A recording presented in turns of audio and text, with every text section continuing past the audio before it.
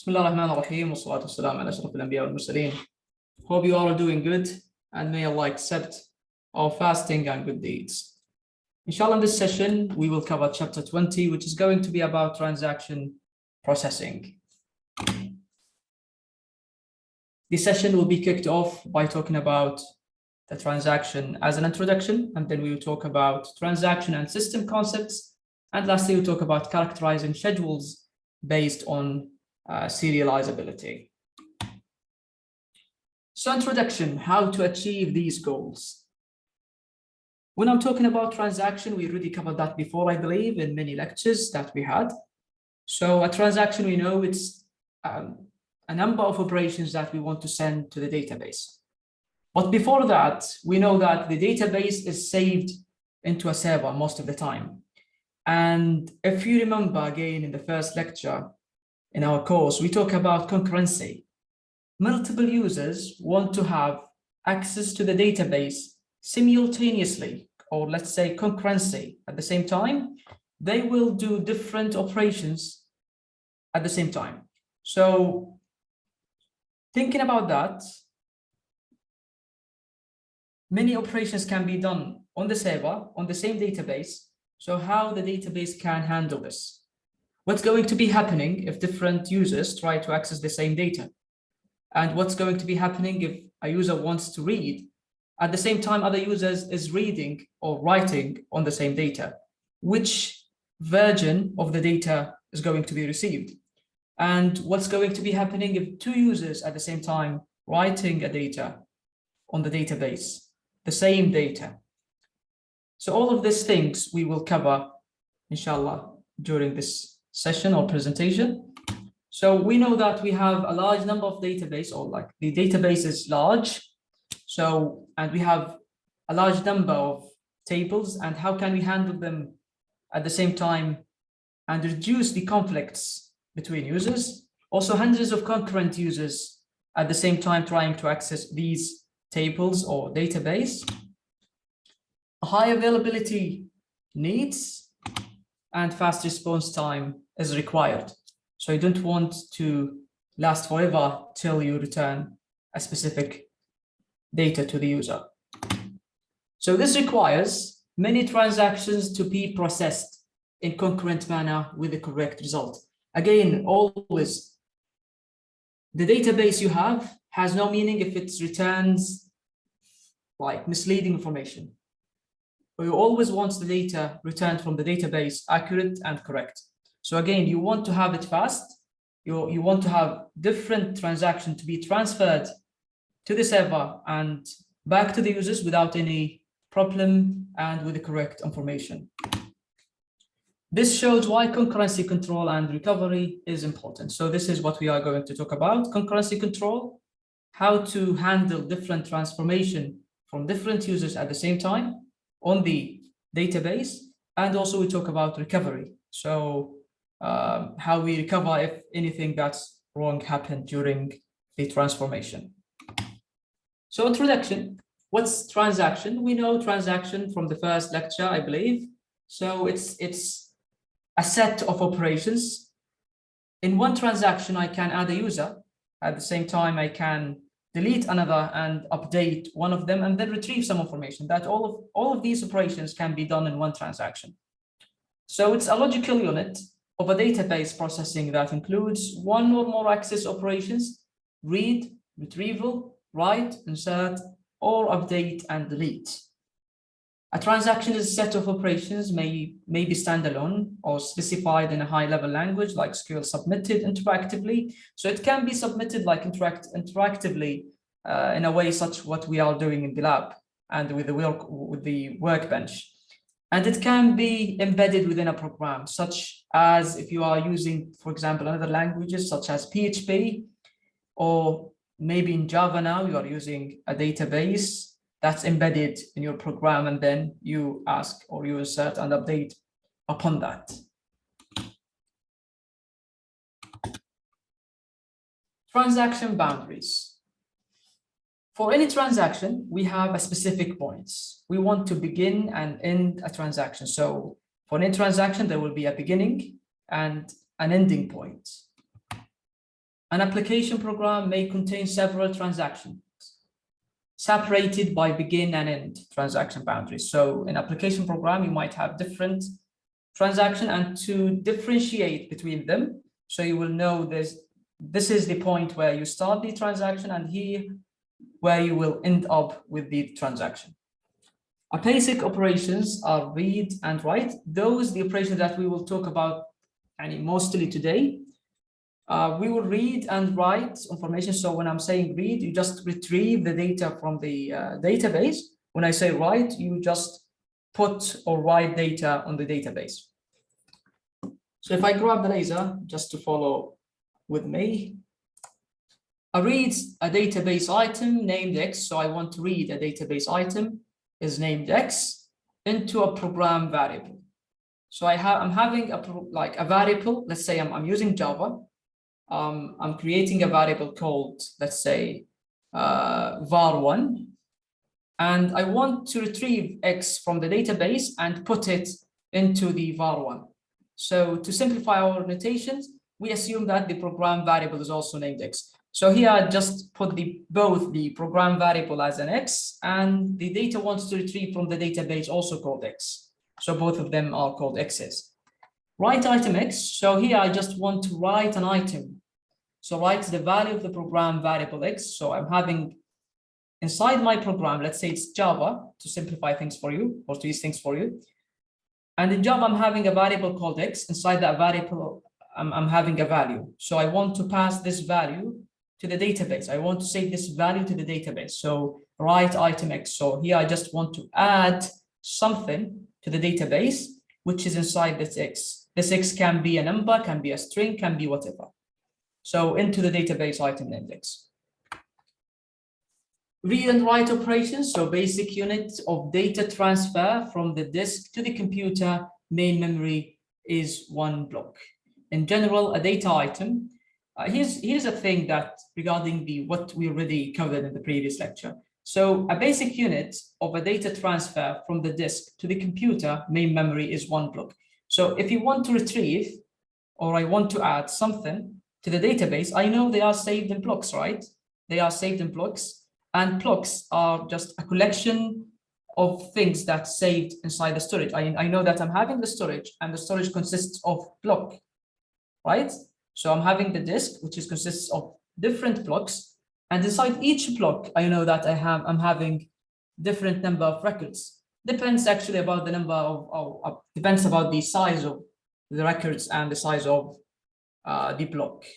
Okay, so here what's saying, whenever you want to read or you want to write, first of all, you will look for the block. So for example, if you want to add something to the database, you will find, or you will retrieve a block from the storage. You will get the block and you will put it into the memory. So the memory will be just having a copy of that block. And then whenever you finish putting everything in the memory and the memory will write into the block, you will just return the block again to the storage. Okay. Another example, if you want to read from the block. So what you will do, you will have a copy from that block to the memory, and the memory will read it for you, will retrieve this information for you, will just give it to you. Okay, this is basically it is. In general, a data item, what is read or written? When I say data item, you know, that's something that I want to retrieve or I want to use in order to put it to the database. Okay, will be the field. So I'll call it the field of some records in the database. Although the data item, it may be a larger unit, such as a record or a block. So when I say data item, what comes to your mind? It might be a field of some record. So for example, it might be the security social number for 5 employees. Or it might be a one record. It might be a record for one employee. Like, for example, one employee called Ahmed, his last name Khalid, his SSN with all his information. That can also be a data item. It can be also a block. And we know that inside a block, we might have different records. So when I say data item, just it can be a field, it can be a record, it can be a block. But the main thing, it's something that we want to use either to write on or to read from, okay? A transaction are independent from the data granularity, which means the granularity, it's the size of the data items. So the granularity is whenever I said the granularity, it comes to your mind the size of the data items. This is basically it is. And the transaction are independent. So whenever I do a transaction, I'm not thinking about the blocks. I'm not thinking about how many records. I'm just going to push the transaction. This is the responsibility of the storage and the hardware, which is going to do that things for me. So in the hardware section, the memory will copy the block and will just add these things, or will just retrieve these things for me. Transaction will be completely independent. It won't think about how number of blocks, how many records. It will just pass the commands, and it's expected to be accomplished. This is basically it. So again, I talked about read item, write item, and I discussed these things. So we're going to discuss it again just briefly. So if you are going to read, this is going to be the steps. First of all, let's assume that I'm looking for an item called X. What X? X is a data item. It could be the field, it could be a record, it could be a block. Let's say it's a record. Let's say I'm looking for employee with a social security number 222. Okay. So X now is an employee, as we had just assumed. It's an employee with the SSN 222, and I just want to retrieve the whole record. So first of all, I'm going to find the address of the disk block. And we already talked about indexing and how to find the addresses in the previous 2 lectures. So you will find the address of that block that contains the item X, and you will copy the disk block into a buffer in main memory. So you will copy the disk block from the storage to the memory. If that disk block is not already in the some main memory buffer, it might be already in the main memory, but if it is not in the main memory, you just copy it to the main memory. And then after that, you will just copy the item X from the buffer to the program variable named X, because you just read it. So now we are looking for the employee 222. I found it. I grab the block. I grab the, first of all, I grab the address. I put it to the main memory. Now from the memory, or the memory will return for me the employee record, and I will retrieve this employee record and I put it into my Java, for example, program. So now Java has the employee record that I'm looking for. Write item X command includes the following steps. So let's assume that I want to add a new employee with the social security number 123 with all of his information, such as gender, address, phone number, and etc. So again, X, that's the employee. What I will do, find the address of the disk that contains the item X. So I'll look for the item, just write on it, copy the disk block into the buffer main memory, the same 3 steps actually. And it's going to be, for the last one, store the updated block. So I'm going to write on the buffer, and then the buffer will be stored back to the disk. So I'm going to write into the memory will just adjust whatever in block, and then will return block back to the storage to update whatever I did. That can be either immediately or at some later point in time. So the memory will choose if either wants to return the block immediately after I updated or fixed the record, and then back to the storage, or it might be wait for a specific time and then return it back to the disk. Here is an image that discussed all what we just talked about, or illustrated all just what we talked about. So what we're having here is the storage. So I'm having here 2 storages, and we know that inside each of them, there are a number of blocks, right? So whenever I want to read, I'm going to, this is the main memory, by the way. This is what, oh, the rectangle that I'm pointing at, it's the main memory, okay? And inside the main memory, actually, we have different things. One of the things that called buffer cache. Inside the buffer cache, whenever I want to read, so I'll reserve one place I'll look for it. I'll look for the address of the block and I will retrieve it and I'll put it back into one of the buffer cache that's empty. So let's assume that I'm looking for employee number 222 as the example that we assumed. So this, I'm going to say, this is the place where I'm going to put the block in the memory. So I'm going to go to the storage. Okay, I found him here in this block. So this block will be put in it, or I'll just copy it to the main memory inside the buffer cache here. So it will be saved here, all the block. And the main memory will look for it, will grab it for me, will then transfer it to the program, let's say Java, and they will put it there.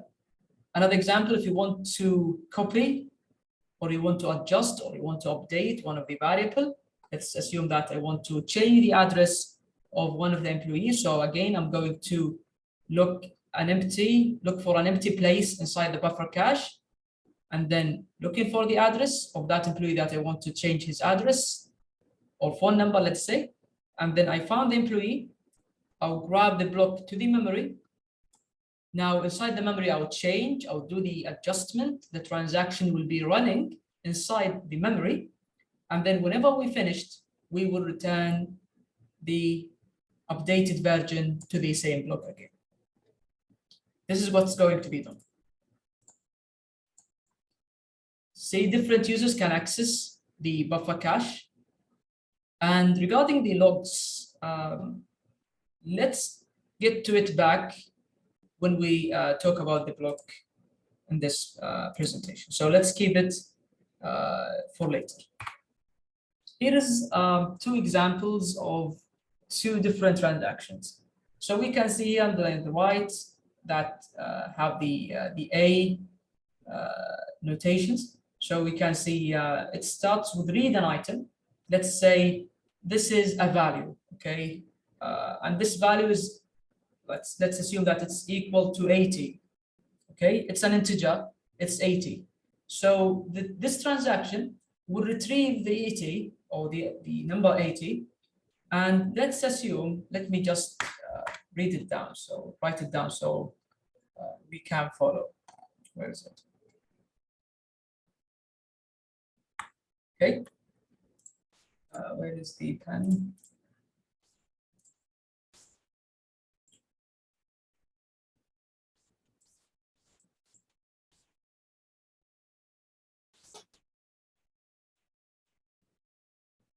Usually I find it should be draw or something. Strange. This is the updated version, so I'm not quite familiar with it. Anyhow, we can use the full presentation in the pen. Okay, so let's say the x equals 80, okay, and n equal to 4. Okay, so the first transaction will get the 80 from the database and retrieve it to the program. Let's assume it's Java. And then Java has a value, or has a variable that's also called 80. So inside this x, it's 80, okay? And 80 minus 4, I put the n as 4. So 80 minus 4 equals 2. So now x is 76, right? And then I'm going to update the variable inside the database. So I'm going to return this x to the database. So I'm just put write item and return. Now x is going to be saved as 64 or 76 inside the database. Okay, so I just retrieve it, update it, and then push it to the database again. And then I read another variable or another data item from the database. It's y. Let's assume y is 40, for example. So 40, it's y. This is what I got back from the database. And we said previously n equal 4. So 40 plus 4, it's 44. and this is what will be returned back to the database. So I'm going to push this back to the database. So now the Y data item, rather than it is 40, it will be pushed back as a 44. Then comes the second transaction. See how in the first transaction we did a couple of things. So we read, update, and then push back or write, and then we read another item, update and push back or write. In the other transaction, we just read X, which is now going to be, if this transaction is going to be run after the transaction 1, so X now in the database, if it's going to be retrieved, is now 76, not 80. And then if M, let's say it's 2, so this is going to be in total 78, and then we return 78 as a total to the database, right? So now X in the database equals 78.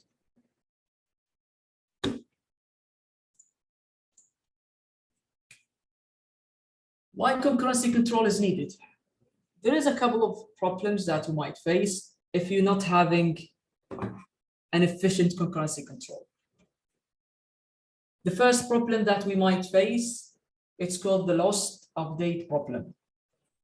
This occurs when two transactions that access the same database items have their operations interleaved in a way that makes the value of some database items incorrect.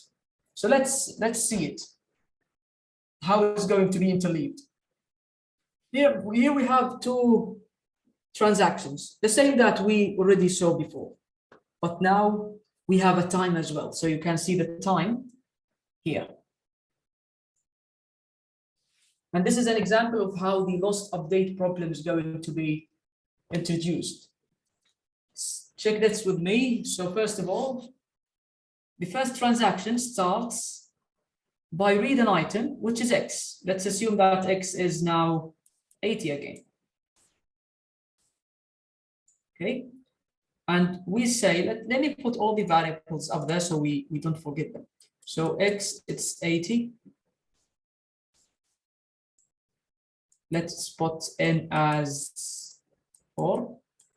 What others that we have? We have Y as well. So Y is 40. Right? Let me just, okay. I erase all. 80. We have N as 4. Y as 40. And lastly, we have M as 2. Right? So we will not forget them. Now X minus N. So we read X from the database, it's retrieved. Now X we have in our program. So X is 80 minus 4. So now X is not 80 anymore. Is what? Is 76, right? And you can see now this transaction has been finished, but it's still, sorry, I updated. See, I did something wrong here. I updated that on the database. So these are the information that, let's say X and Y saved in the database as 80 and 40, right, from the beginning. But because the transaction still hasn't written this X or the new value to the database, so still it's 80. It's not 60 or 76 yet. So it's still 80. Again, why? Because it's not, or it hasn't been written yet back to the database. See what's been done in this time. So now we reached here in the time. So the second transaction came and read X from the database. So here X is 76, but it hasn't been saved yet to the database. So transaction 2, when it looked to the X, what it found X as 80. So it got 80 as X from the database. It didn't know that transaction 1 has updated the value. After that, it added M, and we know M is 2, so 80 plus 2 is going to be 82. Still, the second transaction didn't or hasn't yet written this information to the database. Now we reached here, so this is going to be the time here, and we reached to write in transaction 1. So in transaction 1 now, it's going to save the X that transaction 1 knows about. Transaction knows only about the X, which is equal to 76. Now in the database, it will be updated to be 76, right? And then it will read Y. So it will just put Y from the database. So Y in the database equals 40. And after that, this going to be the end of transaction 1, because transaction 2 will start with another operation. And inside the transaction 1, we see that it's write item X. And the item X transaction 2 knows about X equals 82. So it will update X to be 82. And this is what we call the lost update problem. X actually meant to be, if we just do it in the correct way, this transaction should be finished first. So X must be 6 or 76, and then we must add the 2. After adding the 2, 6 will be at the end equals to 78. But now X is equal to 82, which is wrong. And this is what we call the lost update problem. See, the rest of the transaction 2, it won't matter because it's going to be correct. Transaction 2 didn't touch it, so there's no conflict between them regarding the data item Y. So regarding that, it will be 40 plus 4, it's going to be 44, and it will be updated to be 44. See, this is what we call the update problem. Let's see the other one, which is the temporary update, or we call it dirty read problem. This occurs when one transaction updates a database item and then the transaction fails for some reason. The updated item is accessed by another transaction before it's changed back to its original value. Let's see it. What happened here? We have transaction 1 and transaction 2. We can see the transaction 1 starts with reading X, change X, and write back X. So nothing wrong happened here. Everything is correct, right? And then transaction 2 starts. So after it finished, and when it finished, transaction 1 again back to read Y.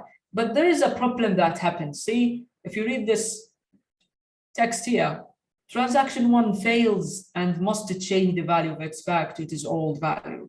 There's something wrong happened. We don't know what it's specifically. Anything can be wrong happen. The memory is full. By accident, the device is turned off. The network is disconnected suddenly or something. So whenever something that happened, or you might put another, like for example, a mistake data was delivered to the database. Now you have to cancel this operation, right? But before you cancel the transaction 1, already transaction 2 get the dirty value, we call it, the value that was passed as wrong. I'll give you an example. Let's assume that I passed a salary for an employee. Rather than I put 10,000, the user mistakenly put 20,000. This mistake, it fails, and they want to get it back. Before I got it back, before I just undo it, transaction 2 already got the old value, or what we call it the dirty value. Okay. So, and also in transaction 2, the dirty value will be saved and will be processed and will be write again back.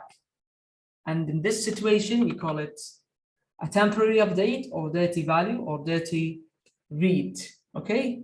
So when something that fails for some reason and another transaction read the fail or read the dirty value, that's not correct. Okay. Lastly, we have what we call the incorrect summary problem. And this happens when you have aggregation function. One of them is to sum the aggregate or sum aggregation functions.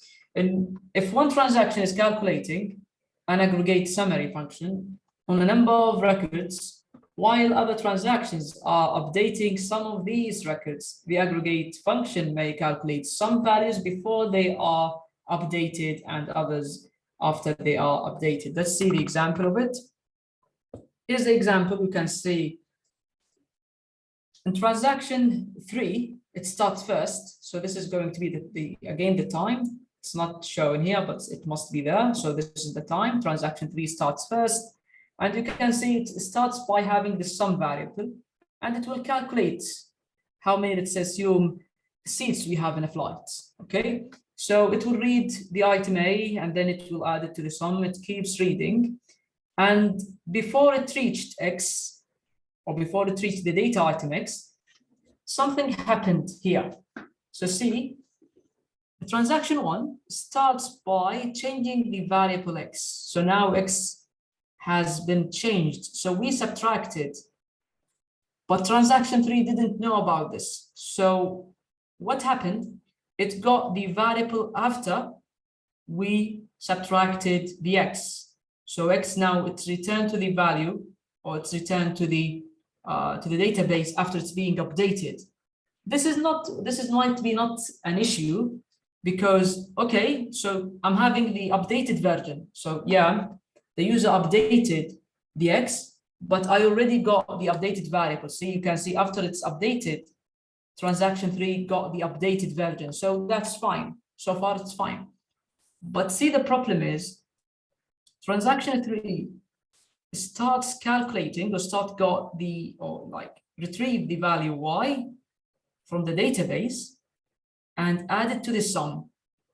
But transaction 3, after the transaction 3 finished from variable Y, or finished from the data item Y, the transaction 1 updated the variable Y or the data item Y by adding into it. So now the information in transaction 3, or let's say the sum, is not correct, because the sum here of the Y is the old one, and now it's been changed to something new. So this is what we call the incorrect summary problem, because the transaction 3 changed the Y after the sum has finished. So we talked about the 3 problems that we might face if we don't have an efficient concurrency control. Let's see now the transaction and system concept, and let's dig deep more in the concept of transaction and how it starts and when it ends and when we can interrupt or when it can be failed. So a transaction is an atomic unit of work that is either completed or it's not completed at all. So if the transaction reached to the middle and it's not completed, so we will reject it at all. And we will undo all the previous operations. If a transaction passed, it must be passed fully. All the operations inside the transaction must be succeeded. Other than that, it will be returned, and whatever operations been executed, it will be undone. Okay? So for recovery purposes, the system needs to keep track of when transaction starts, terminates, and commits or aborts. So in the logs, which we will talk about it, inshallah, later, or whatever you do in the database, whatever the transaction has executed or has executed some functions in the database or operations will be written in the logs. So whenever we want to recover, we can go back to the log and we can see which operation has been executed, and we can just undo it. Okay. So transaction states, we have 5 different transaction states. We have the active state. Let me show you the picture. So let me put them. next to each other so we can have them.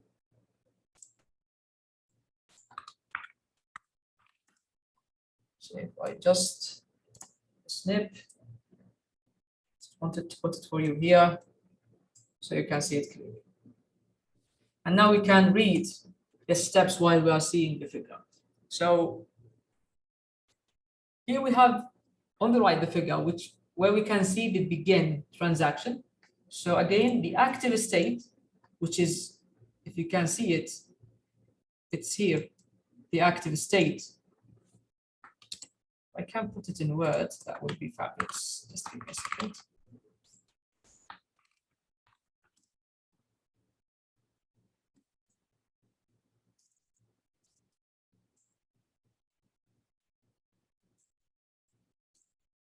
Let's see where the draw options is. So let's keep everything as it is. Okay. Again, so we have the active state where we will read and write things. Okay. So the transaction begins, they start immediately after executions. So here we will begin the execution and then it will be moved to the active. In active, we will read and write. It will keep read and write because we know that one transaction can have different number of operations. And then we will see the end of the transaction, which we can know that the transaction reached to the end, or it can be a port. In a port, that means there's something that went wrong and we will just get out from the transaction. Okay, let's see the second state, partially committed state. So if we begin transaction and we do all the active stuff like reading and writing, then we finish the transaction. So we know that there is 2 points, the begin of the transaction and the end of the transaction. So we reach the end of the transaction. We will go to the what we call partially committed. And then here we will check a couple of things. So when it starts, the partially committed, it starts when the transaction ends. So this is the first thing that you have to know. It starts when the transaction is, or the transaction ends. Some of the recovery protocol need to ensure that the system failure will not result in an ability to record changes of the transaction permanently. See what's going to be happening here, and we will repeat that again and again. In partially committed, actually the transaction ends, but we want to make sure that everything went fine. There is nothing, there's no conflict. All the commands are correct, and we can pass it for the final push to the database. So in partially committed, again, we will just have a check on the recovery protocol. And we will see if there is anything that is wrong happened. Is there anything that, like as a failure that been done while we are doing the data, or while the transaction is running? So in case everything is fine, we will just push from committed, and we will do the commit operation, which will reach to us, or which will give us the committed state. So the committed state, which is here the third one, once the recovery protocol checks succeed, commit state starts. So in here, the data will be saved permanently on the database. Okay, it's done. We check everything in the partially committed. Now we will push it to the database on the server, and all the information will be there permanently. They will be saved there and will keep there in the disk of the database, or the blocks that save this information. Okay, so this is going to be about the committed state. What about the failed state? You can see it down there here. You can reach it from 2 different paths. You can reach it from active, in case there's something happened wrong while you read or write, like something disconnect, or you couldn't do some changes, or when you do, or when you check the recovery protocols in the partially committed here, and you find something wrong, so you will abort. You will not push it to the database. Okay, so you have 2 different scenarios. So in case that happened, the state will be failed state, and you will push it back to terminate. So both the committed and failed will be pushed to terminate, which means when transaction leave the system. So yeah, it's got the failed state and now it will leave. And the same for the committed, where everything it's going or has been succeeded, also you will leave the system. We already saw the picture. So here we have the recovery manager keeps track of the following operations. I told you all the operations that will be done in transaction will be kept in the log. Okay. When you begin a transaction, this marks the beginning of transaction execution. This will be written in the log. So if you return back to the log, it will give you the number of the transaction ID, when it's been done, and it will give you the details about it. So it will let you know this is the place where the transaction begins, and here is the command that is written or read from the database by this transaction ID, and here is where it ends, and it will give you when it ends, like a symbol or a place that where the data or sorry the transaction has ended. This specifies that read and write transaction operation have ended and marks the end limit of transaction execution. And he's talking about the checks that we talked about. So at this point, it may be necessary to check whether the changes introduced by the transaction can be permanently. Focus on this word, because in partial committed, in the place or in the state of the partial committed, which I told you about here, which I highlighted in blue on the figure, still the data that we read and wrote hasn't been pushed to the database. We check them. So after we end the transaction, we check. So here's what it says: to check whether the changes introduced by the transaction can be permanently applied to the database, or whether the transaction has to be aborted because it violates concurrency control or for some other reason. So if, for example, there is conflict, two users having changed, or two users did change the same variable at the same time, so we're having incorrect value, as what we already saw with the three conflicts, or with the three control concurrency problems that we covered previously in this slide. So again, the begin transaction, which is I'm highlighting in blue here, read and write, end transaction, all of these will be kept in the logs for later, just in case anything that happened wrongly, we can return to the logs and we check it out. In case for audit, for example, you want to check your employees, what they have added to the database, what they have read from the database, you can see that as well. What else we have in the logs? We can see the commit transaction. So this is a signal, a successful end of the transaction, so that any changes, updates, executed by the transaction can be safely committed to the database and will not be undone. Why? Because it will not be undone, because we already know that from the partial committed, we check everything. So we know that all the rules that we put are fine. So then we can commit. And when we know the committed state is there, we know that everything went smoothly and went fine. No need to get back and change anything. But we know if the abort or rollback, this is a signal that transaction has ended unsuccessfully. So when you say, or when you say like there is a transaction that aborted, so you know that the transaction hasn't been completed, or it has been completed and there is an error. So you can go back to the logs. If you see there is end transaction in the log, you know that it ended, but there is something that as a conflict happened. And if you didn't see end transaction in the logs, you know that it's aborted before it ends, right? So that any changes or effects that the transaction may have applied to the database must be undone. In this case, for example, let's say you read information and then you write, in the same transaction, you read another information and you write, and then you read and write, and suddenly you just knows that this transaction had some conflict or did something wrong to the database. So you will stop or you will abort before you end the transaction, and you have to undo all the previous operations, okay? Because all of these are not true.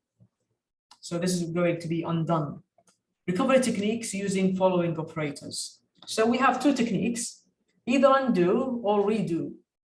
We know what's undo, so similar to rollback, which is talked about it here in just a minute. So I just executed a couple of transactions, and then I figured out these transactions are not correct, and I need to undo them, okay? So I have to undo them one by one till I undo them all.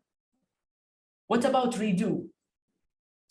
With the redo, I'll give you a scenario. So let's assume that you added a new employee, and after you added the new employee, so the begin transaction, you write, and then you end the transaction, you went to the partially committed state, everything is fine, and then when you commit, you got disconnected, okay? In this case, there is something like block you from pushing the data to the database. Everything was fine. So whenever you do that, all the process that we talked about were registered in the logs. The process of adding the user, it started, begin the transaction, you write the user, you end the transaction, all of these operations were written in the logs. So what will be happening, because you got disconnected, the user wasn't added to the database. So the system will return back to the logs, will see the full transaction, but it hasn't been added to the database, so it will redo it, okay? So it will redo that operation or that transaction. So it will be re-executed again in order to add the new employee to the database. So this specifies that certain transaction operation must be redone to ensure that all the operations of committed transaction have been applied successfully to the database. The system log, which we were talking about a lot. We call them log, we call them journal, and the log keeps track of all transactions. I told you, they keep track of everything, okay? Operations that affected the value of the database items. This information may be needed to permit recovery. Again, see the example that I talked about when we add a new employee and it hasn't been added because we got disconnected.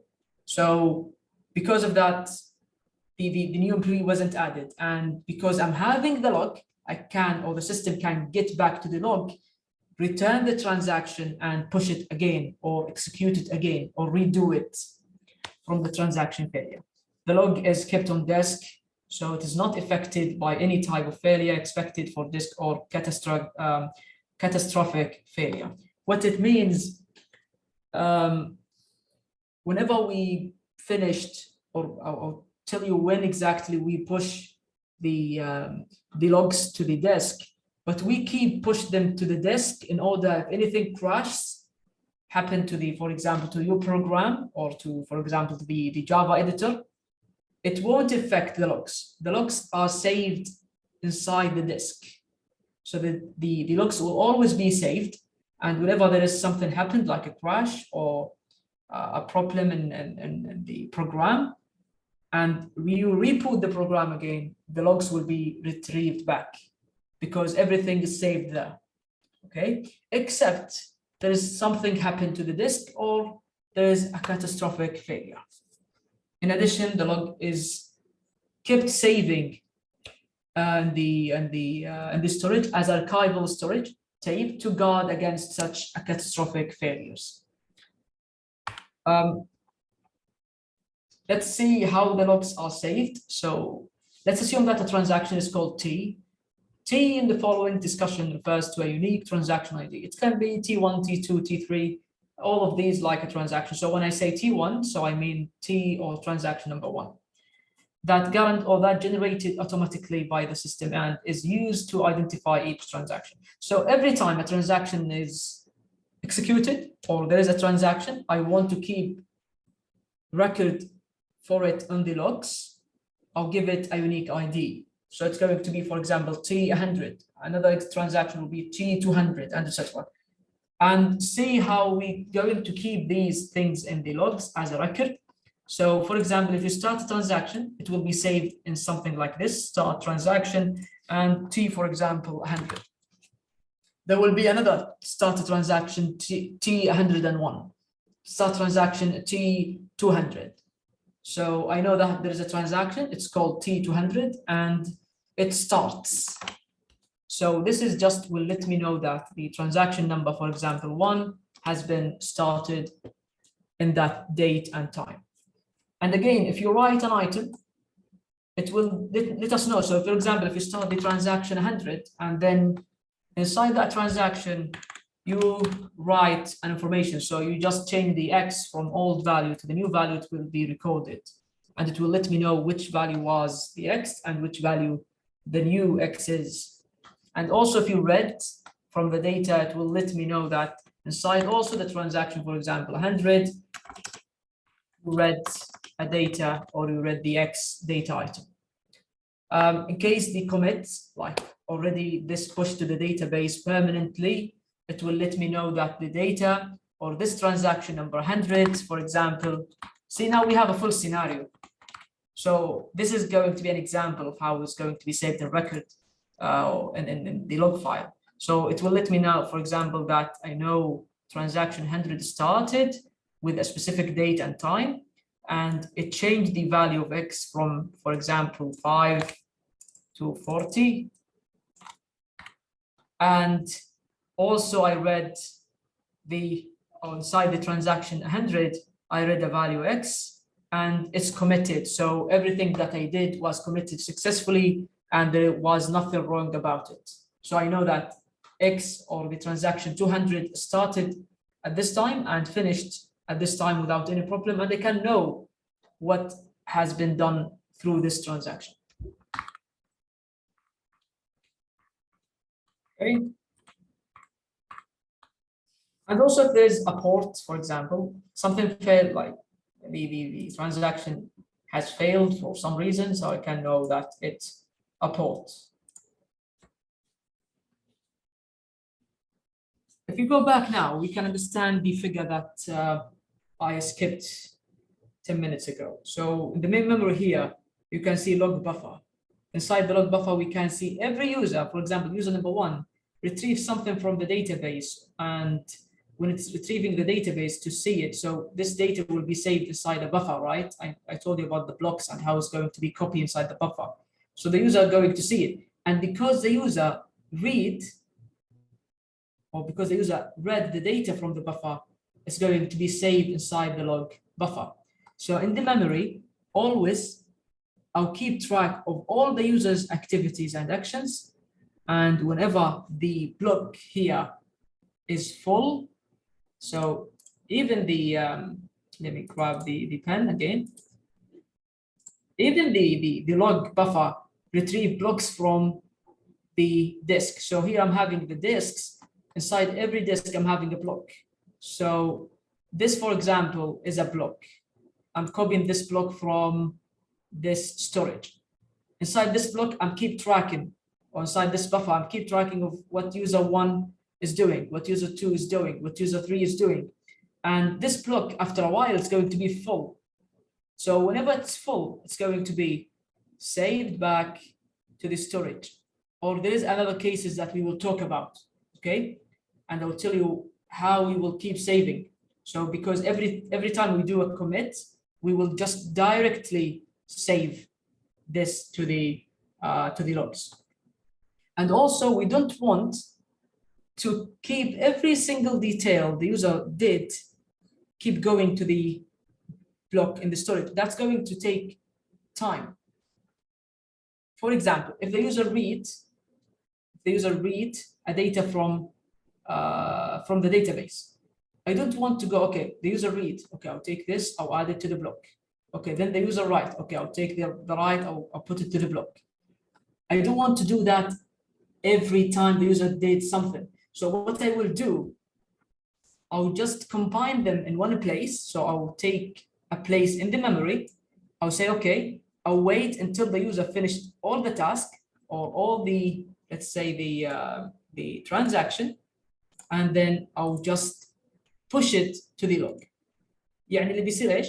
لو انا عندي البلوك هذا راح افضي بلوك عندي في الميموري، اقول هذا البلوك ابى اخلي فيه اليوزر يضيف فيه الشغل، او اخلي البلوك هذا يعني يتابع العمليات اللي يسويها اليوزر يسوي العمليه الاولى الثانيه الثالثه الرابعه، يظل يتابع معاه الى ما اليوزر يسوي كوميت. اول ما يسوي كوميت راح اضيف او اسوي بوش للمعلومات هذه ادخلها داخل البلوك.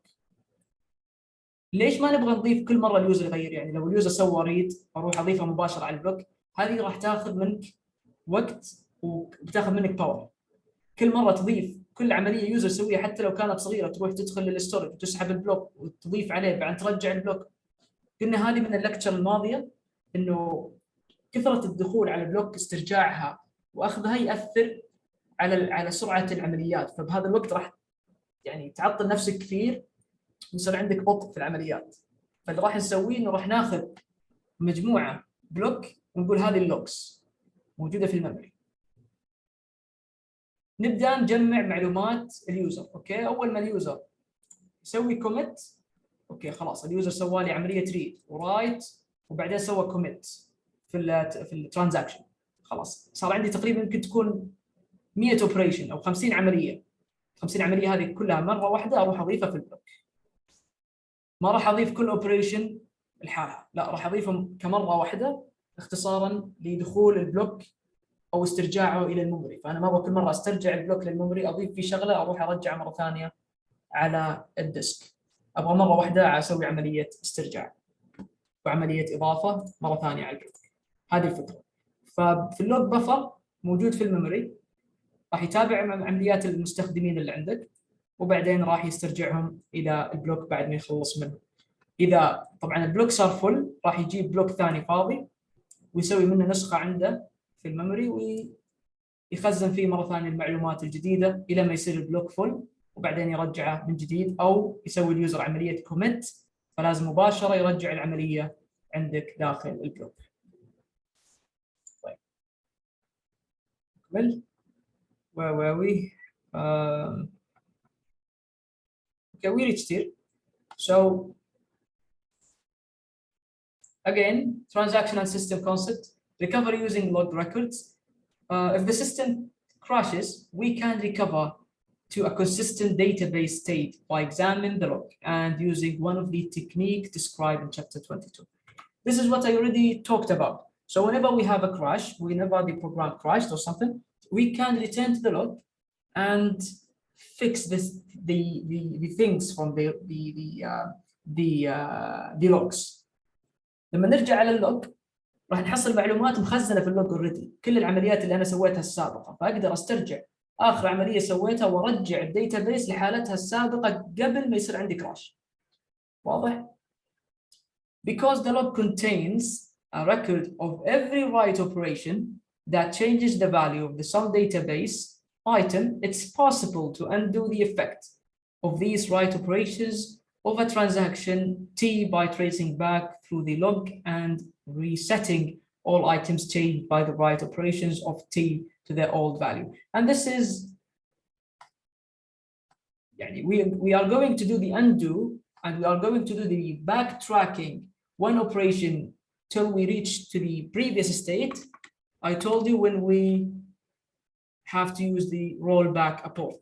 So you remember, if while I'm adding to the database or while I'm reading and adding and I'm pushing the transaction to the database, while I'm doing this, let's assume there is a conflict happened. So we will do the apport, right? So we will go apported from here and we will be in the failed state. And when we are in the failed state, we have to undo all the previous operations that we've done. So this is basically what's talk about. So it says you have to just keep track or backtracking of all the operations that you've done in case there is, for example, a crash. And you know all the operations that you've done because already all of them saved inside the logs. So you can return to the logs You can see all the operations that you've done. You can just get back or backtracking them and redo them, or sorry, undo them one by one. We can also redo. And I told you when we have to redo, right? We have to redo, for example, if you just push or commit a new value and then you discovered that you got disconnected, the value wasn't been added, but thanks, we have the logs.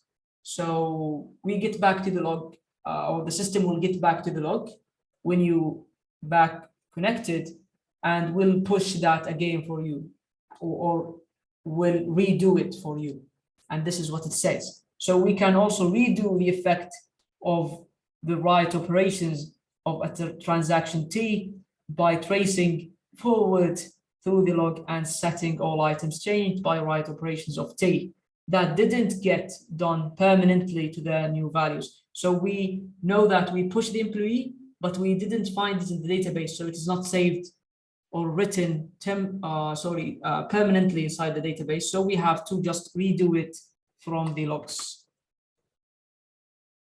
And now we will talk when we have to push the log from the log buffer to the disk, right? I just told you about it in a minute, and I showed it to you in the figure that we have here. So when we have to push this buffer to the disk until it's empty, until we commit, let's see. So it's written. So the definition of commit point, and let me just grab again the photo. It's going to saves us of time. So can I delete all? Or can I'll take it another? Take another one.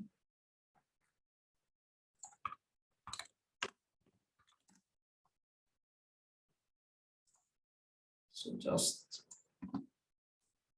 again. So we know where the commit point is, right? So let me read the definition and then we can highlight on the image, right? So definition of commit point.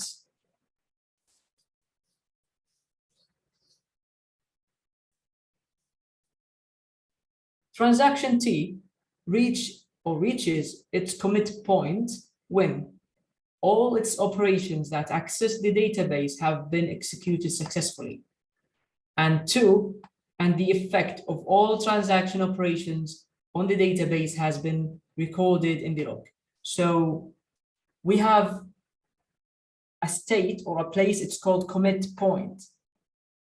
You can reach to the commit points if you succeeded in these both conditions that I just mentioned. First of all operations that you have done, all operations that you have executed, reading and writing, all of them passed successfully. And this is first. Secondly, the effect of all transaction operation has been recorded. So already has been written inside the buffer, which is here. Let me get just back quickly. The buffer here in the orange, or the square, or the orange square inside the log buffer. So all the changes are written inside the log buffer, right? In this case, you're in the commit point. What after the beyond, we call it? After the commit point, we call it the committed. How you can reach to the committed? The transaction is said to be committed. We can say about the transaction to pass the commit point. Now it's committed, and its effect is assumed to be permanently recorded in the database. So the transaction then writes an entry commit T into the log. If you like see the commit T inside the log file that you have, you know that this transaction is committed. Okay, so we already show different types of log record. These are the types of record inside the log. So if you see this commit inside the log file, you know that this transaction has been committed. Okay, so it's finished. It's now permanently saved inside the database. Okay, and before committed, we know that all operations, we have the commit point where we have all the operations successfully has been executed, and the logs are saved inside the buffer or recorded inside the, and the effect of all the transaction operation on the database has been recorded in the log. Sorry, it's been recorded in the log, not in the buffer. So it's already saved inside the storage. Sorry for this typo. So yeah, it's going to be moved from the log buffer to the storage. Okay, so it keeps recording, and when everything's done successfully, so it will be pushed to the storage. Okay, when it is pushed to the storage, now we finish the commit point, and then we will push it to be committed. And when it's committed, so we know that we can find the commit log type inside the log file, and we call it committed because now it's permanently saved inside the database. We have another situation where it's got rollback or undo of transaction needed for transaction that have start transaction T entry into the log, but no commit entry commit into the log.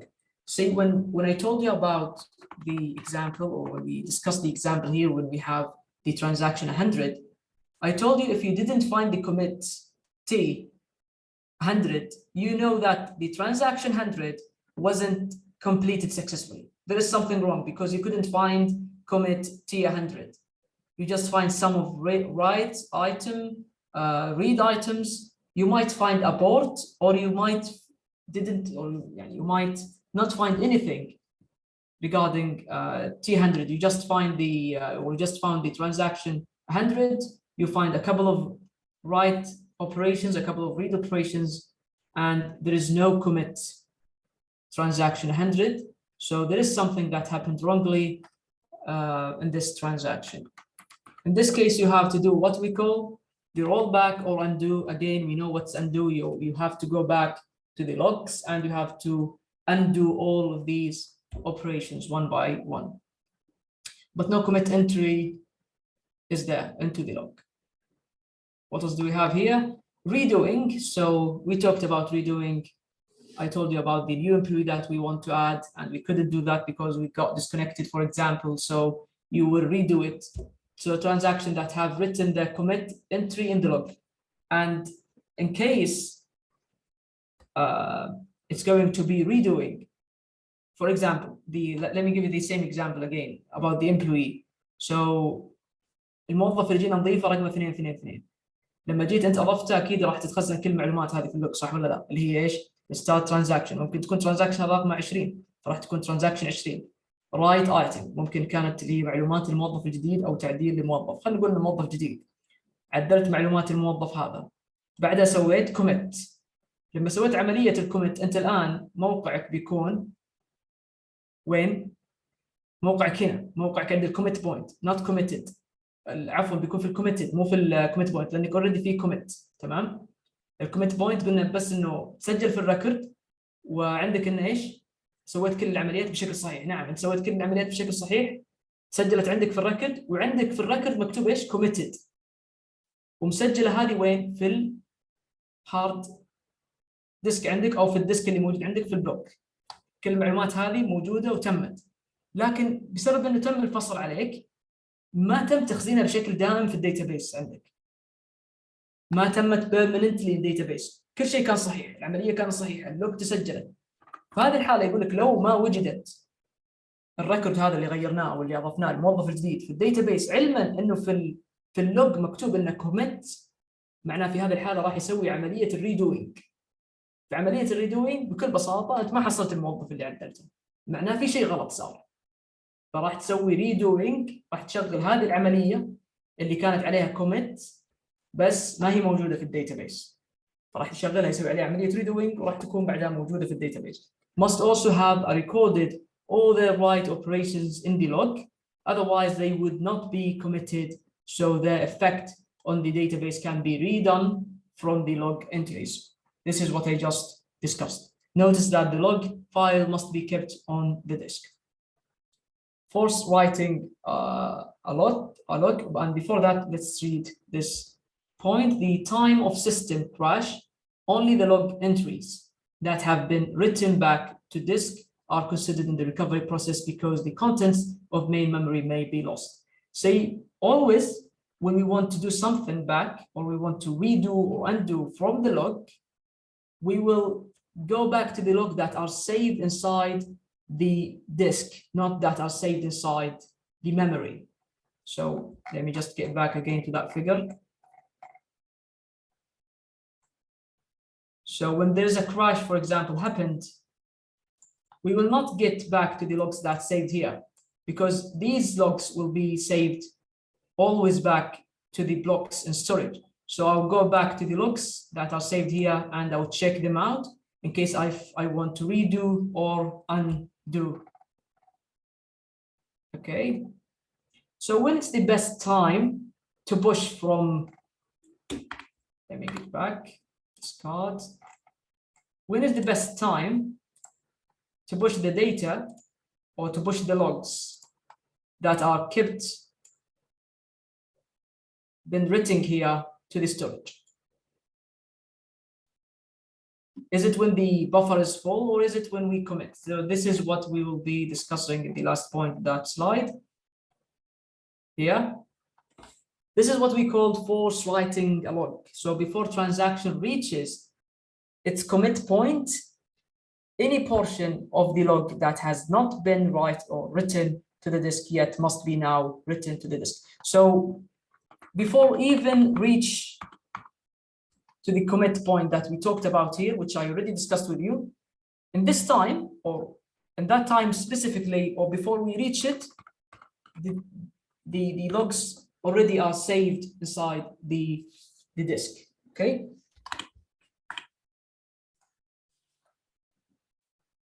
لو قبل ما نوصل للوقت اللي يكون فيه اوكي خلاص نحن كوميت بوينت، لو قلنا في الكوميت بوينت ان كل العمليات تم انشائها بشكل صحيح وعندي اللوكس موجوده، معناها اللوكس ما صارت سيفد في الديسك الا انا وصلت الكوميت بوينت. طيب فقبل ما احفظ او قبل ما اوصل للكوميت بوينت انا لازم اصلا اللوك تكون موجوده عندي في الديسك زي ما قبل شوي شرحناها.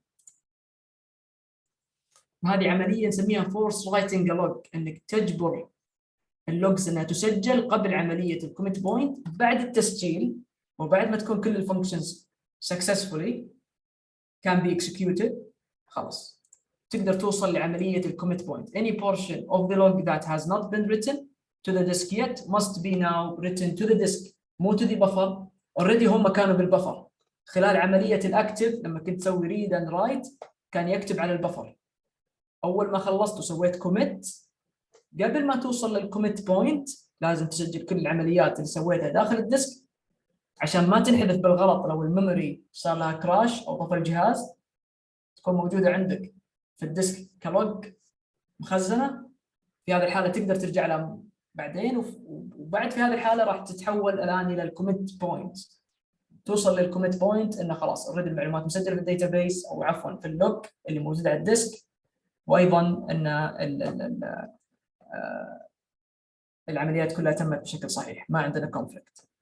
This process is called force writing the log file before committing a transaction.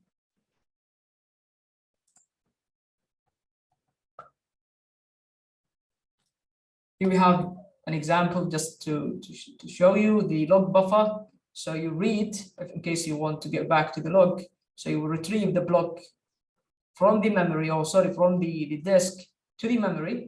You will retrieve the information that you need. For example, you want to redo or undo and then write it back to the block in case you just want to change the log after you have done some operations. So schedule of transactions, transaction schedule or history. When transactions are executed or executing concurrently in an interleaved fashion, the order of execution of operations from the various transactions form what is known as transaction schedule or history. Let's see an example of a transaction schedule or history. This is one. Here's an example of schedule. I'll grab the picture so it can help us a lot. Here it is. I have it. can, for example, put it in Painter, so it's just easy for us to draw on it.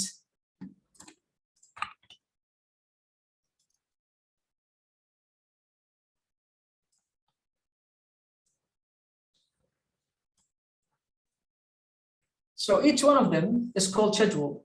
So we can see we have the schedule A, schedule B, schedule C, and D. We have different scenarios. And in each schedule, we can see we have 2 different transactions. In each transaction, we do have a couple of operations.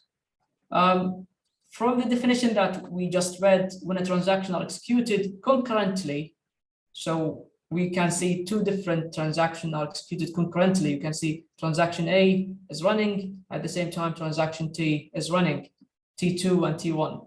So the order of execution, this is the order of execution. See, we started from reading, then assigning a new variable or new value to the variable, then write, and then read again. So this is called a schedule because it's an order of execution of operations. We know that each transaction has operations from the various transaction, forms what is known as a transaction schedule or history. A schedule or history S of n transactions. So S just a set of n transactions. Inside S, we have T1, T2 till the end of all transactions that we have in one schedule. So for example, here schedule A, how many transactions does it have? 2, T1 and T2. It's an ordering of the operations of the transaction subject to the constraint that there is a condition for each transaction Ti, for example, let's say T1, that participates in S. So we have a schedule that has a transaction.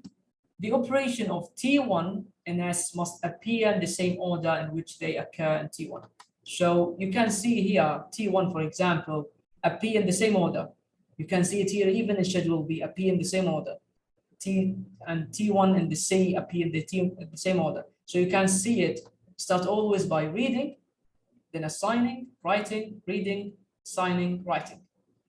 ما راح يتغير معك، راح دائما يظل بنفس الترتيب، وهذا الشرط عندك عشان تكون عندك ترانزاكشن صحيحه. يعني ترانزاكشن دائما ما تتغير ترتيبها. لكن لو كان عندك اكثر من ترانزاكشن يشتغلون في هذا بنفس الوقت، هذه المشكله اللي كانت تعيقنا وتكلمنا عنها في البدايه. انه ممكن يصير عندنا اغلاط، وتكلمنا عن ال3 المشاكل اللي كانت تواجهنا. Note, however, آخر نقطة عندي, however, the operations from other transactions, let's say Tj, can be interleaved. ممكن تتشابك with the operation of Ti and S. ممكن تتعارض معها، يعني زي الحالة ممكن اللي موجودة عندي في C. تشبه كثير اللي تكلمنا عنها أول، يعني أنت الآن أخذت الإكس، غيرت الإكس، لكن لسه ما حفظته. اللي بيصير إن عندك إن T2 أخذ الإكس القديمة وغير عليها.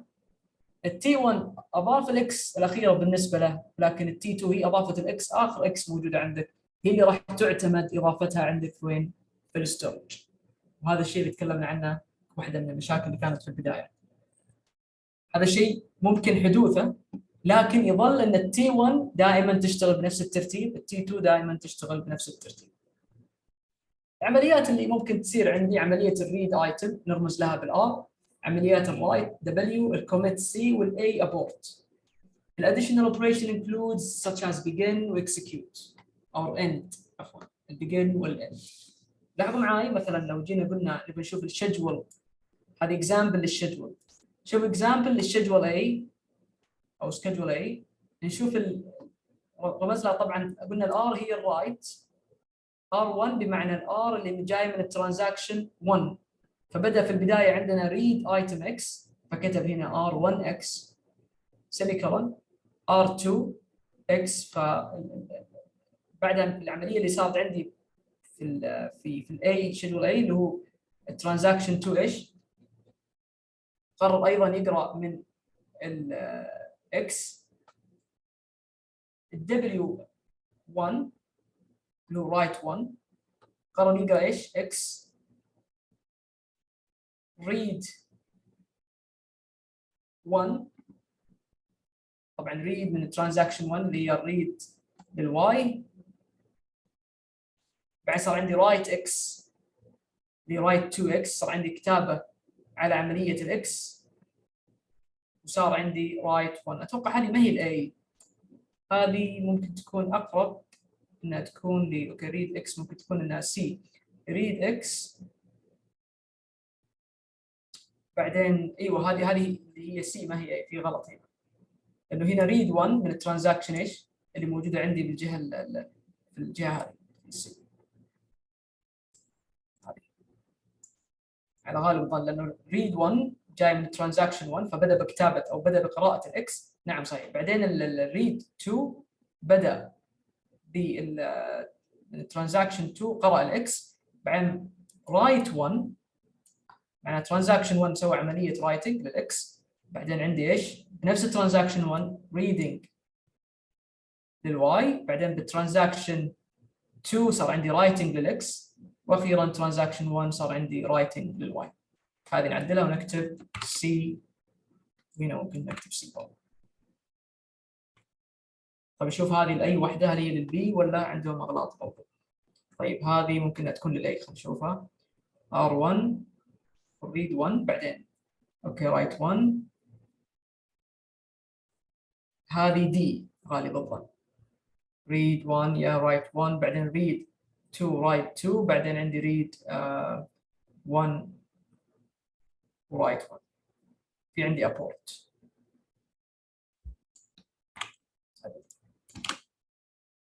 طيب هذه الطريقه ممكن نكتب اكزامبل على شجول. طبعا قلنا الار ترمز للريد، وال1 هذه وال2 ترمز للترانزاكشن اللي عندك. في هذه الحاله عندي فقط 2 ترانزاكشنز، ف في عندي فقط 1 و2. Conflicting operation schedule. Two operations are said to be conflict if they satisfy the following three conditions. They belong to different transactions. إذا كان عندي ناخذ المثال هذا طول ما نحن نتكلم يعني على الأمثلة الثلاثة أو على الشروط الثلاثة. أي شجول عندي مثلا الشجول هذا أو الشجول اللي بعده أقدر أقول عنه إنه في conflict operation إذا توافقت فيه الشروط الثلاثة هذه. الشرط الأول they belong to different transactions. ال two operations يعني عندي الاوبريشن هذه مثلا read 1 و read 2 they belongs to different transaction، لأنه هذه الريد جاية من 1 وهذه الريد جاية من 2، صح ولا لا؟ هذا الشرط الأول اللي عندي. بس ما يكفيني الشرط الأول عشان أحكم إنه conflict، لازم أشوف الشروط الثلاثة تطبق عليهم. they access the same data item. لاحظ معاي الريد 1 والريد 2 يدخلون على نفس الديتا ايتم اللي هو اكس، يعني ما في واحد يدخل على اكس والثاني على واي، الثنتين يدخلون على اكس وثنتينهم من ترانزاكشن مختلفه. والشرط الثالث على الاقل واحده من الثنتين فيها عمليه رايت. طيب هل هذه وهذه يعتبرون كونفليكت؟ لسه انا ما اقدر احكم على الشجول هذه كلها انها كونفليكت الا اذا صار عندي واحده من، او يعني صار عندي عمليه فيها الثلاث الاشياء هذول. تمام؟ طيب لما جيت الان على الشجوله الاولى وقاعد اشوف عندي R1 X R2 X، صحيح انه كل واحده منهم بترانزاكشن وصحيح انهم على نفس الديتا ايتم، لكن لاحظ ان الثنتين عمليه ريد ولا واحده فيهم عمليه رايت. انا ما عندي مشاكل اقدر اكمل. لكن لما نكمل نشوف عندك اللي بعدها عندك رايت 1 X وريد 1 X، هذه فاين لانه عندك الثنتين من نفس الترانزاكشن، الثنتين من 1، ما عندك مشكله، الشجول لا زال صحيح. لكن هنا اللي يخرب علينا الشجول، لاحظوا معي الشجول هنا عندي ما يضبط مع الشيء هذا. ليش؟ الان انطبقت الثلاث الشروط والشجول هذا يعتبر كونفليكت، لانه عندي عمليه كتابه في واحده منهم على الاكس اللي هم اثنين يشاركون فيه، وبنفس الوقت الثنتين من عمليات مختلفه ترانزاكشن 2 وترانزاكشن 1. هذا على طول يعطيني كونفليكت. عندي كونفليكت ايضا اخر موجود ما بين اللي هو الرايت والرايت، هذه وهذه ممكن اعطيهم او اسوي لهم هايلايت، الاصفر والاصفر. لاحظوا معي belongs to different transaction. نعم الرايت 1 والرايت 2 belongs to different transaction. the access نعم يغيرون نفس الاكس، يعني ما في واحد يغير اكس والثاني يغير واي، وفي على الاقل واحده رايت، اصلا الثنتين رايت. ف يعتبر اصلا الشجول هذا من البدايه قلنا عنه انه كونفليكت، لكن الان يعني اقدر اقول ان عندنا كونفليكت بطريقتين. قلنا اقدر اقول عنه كونفليكت بهذول الثنتين، ان عندي عمليه ريد ورايت، واقدر اقول عنه كونفليكت بعمليه الرايت والرايت اللي موجوده عندي هذه، واقدر اقول عنه كونفليكت زياده بالعمليه هذه اللي موجوده عندي الثالثه. يعني اقدر اثبت انه كونفليكت بثلاث سيتويشن مختلفه. عندي عمليه ريد بالترانزاكشن الاولى لا هذه واي وهذه اكس، هذه ما تكون عندك كونفليكت. ليش هذه ما تكون عندك كونفليكت؟ لانه اوكي حقق الشرط الاول they belong to different transaction read 1 ورايت 2 وفيها رايت على الاقل بوحده منهم، لكن يقرؤون عناصر مختلفه. هذه ما تثبت لك انهم كونفليكت. عندك هذه تثبت انهم كونفليكت، هذه الثالثه اللي بين هذه وهذه.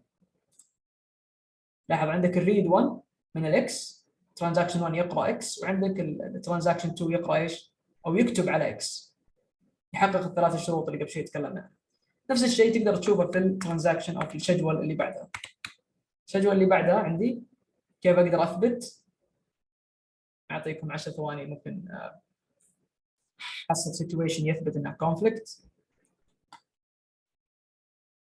اذا اخترت الرايت 1x مع ريد 2x صحيح جاتك، لانه عندك رايت واحده في منهم والثنتين يغيرون على اكس والثنتين من ترانزاكشن مختلفه. اذا اخترت ايضا الريد 2 مع خلينا نختار او في اضافه اخرى. طيب ريد 1 وريد 2 لا، الريد اذا كانوا ثنتين ريد ما عندك مشكله، انه بس قراءه ما في تغيير على المعلومات فما يسبب عندك مشاكل. لكن عندك مشاكل اذا كان في رايت من جهات مختلفه. هذه عندك مثلا ايضا كونفليكت رايت ورايت، رايت 1 للاكس ورايت 2 للاكس، هذا يسبب لك كونفليكت. وعندك كونفليكت ثالث اللي هو هذه، لا بس هذه واي، هذه واي وهذه اكس مش كونفليكت. فعندي اثباتين اقدر اثبت انه الشجول بي عباره عن كونفليكت برضه.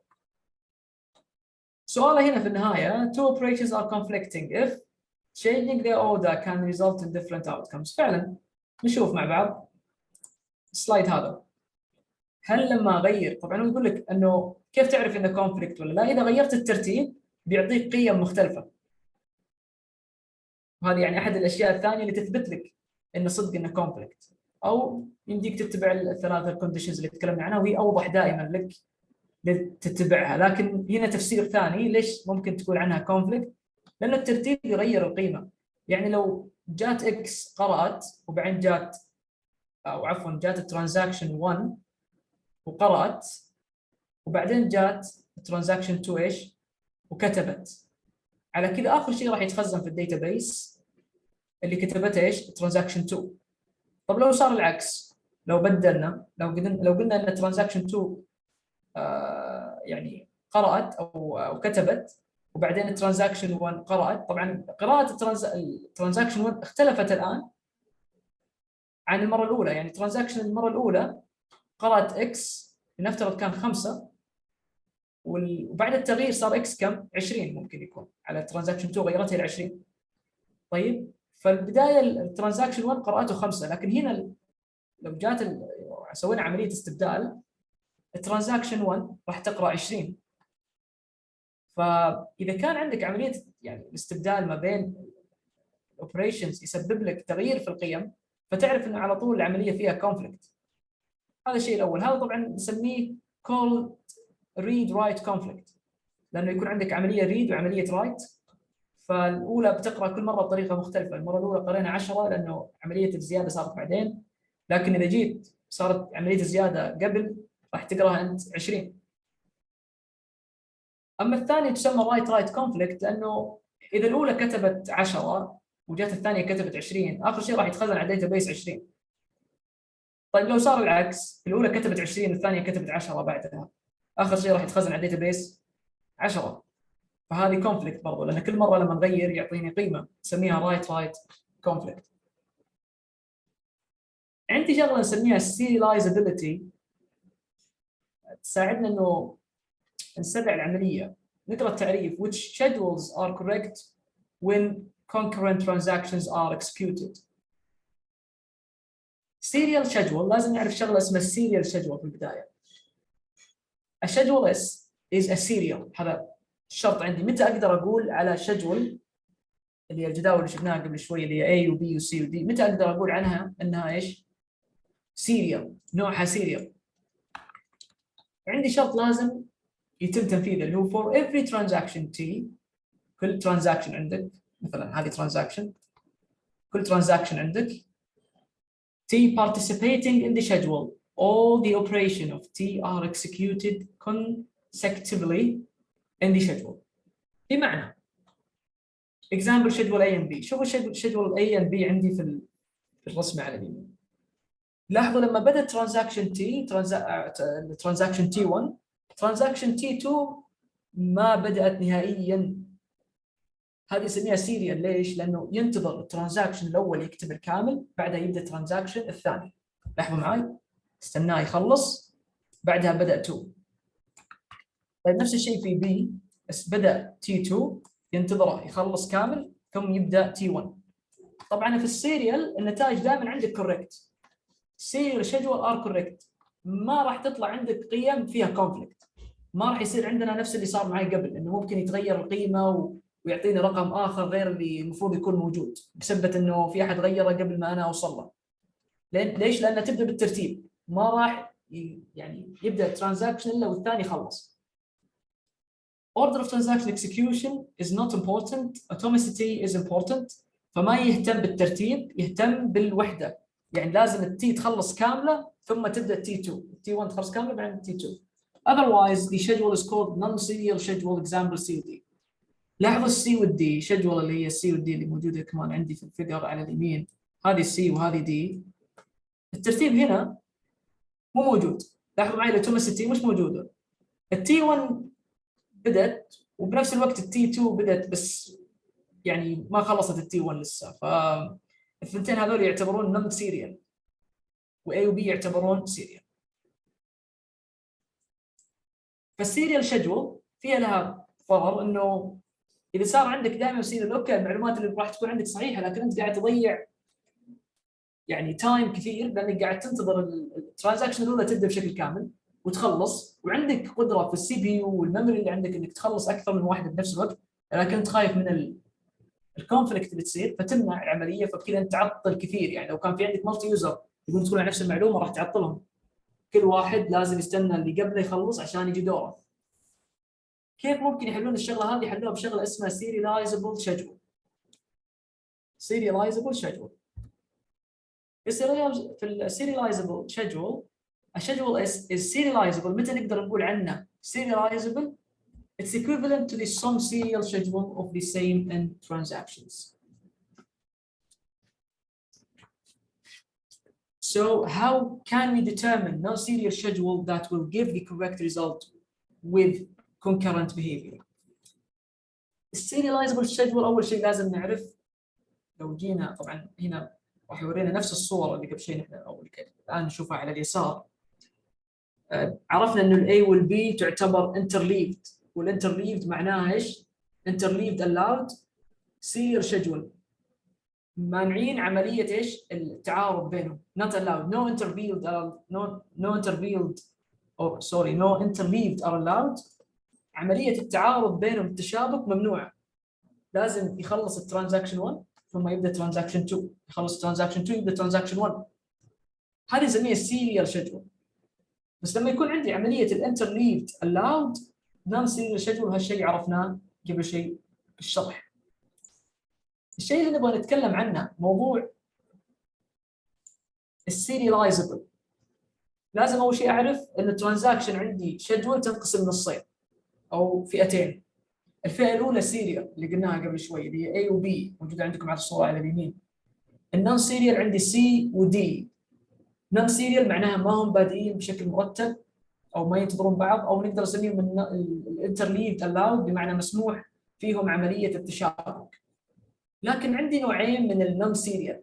الاولى equivalent to serial بمعنى تعطيني نفس القيم الصحيحه اللي تعطيني اياها السيريال اللي بتشوفونها عندكم، هذه تعطيني نفس القيم equivalent to serial اللي هي equivalent to serial، هذه اللي تعطيني دائما قيم صحيحه.